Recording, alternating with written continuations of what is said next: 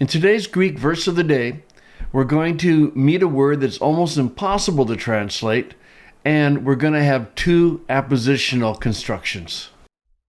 Teknia mu, tauta grapho humin, hina me hamarteta, kai eantis hamarte, parakleton echomen, proston patera, Iesun Christon dikaion. So we start with what case? It's a vocative, right? Direct address. My little children, John's affectionate term for his people. These things I write, or I am writing to you all, certainly the chapter 1 of the letter.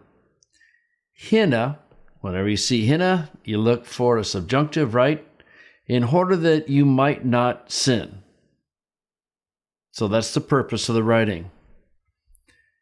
Kai, and this is interesting.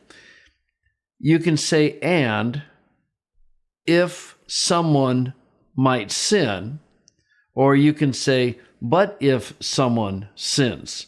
It's kind of your choice on how to handle this use of the kai.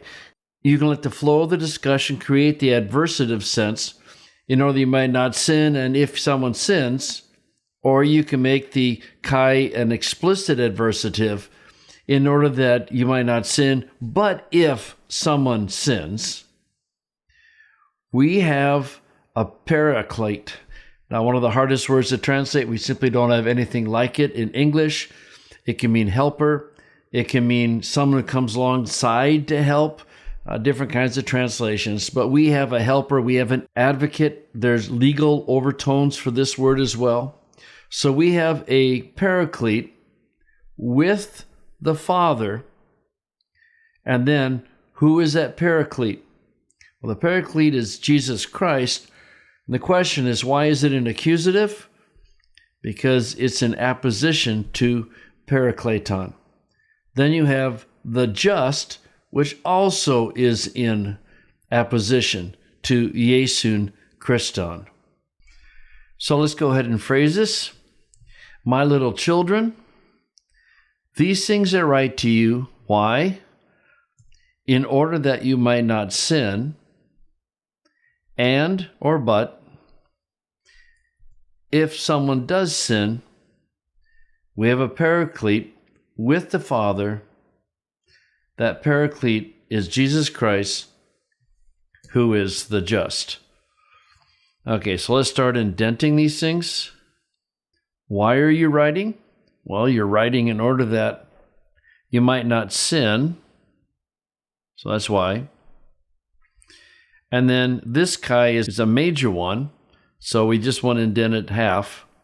In order that if someone sins, and you don't want to confuse that with the kai, you indent the if, then understood, we have a paraclete with the Father.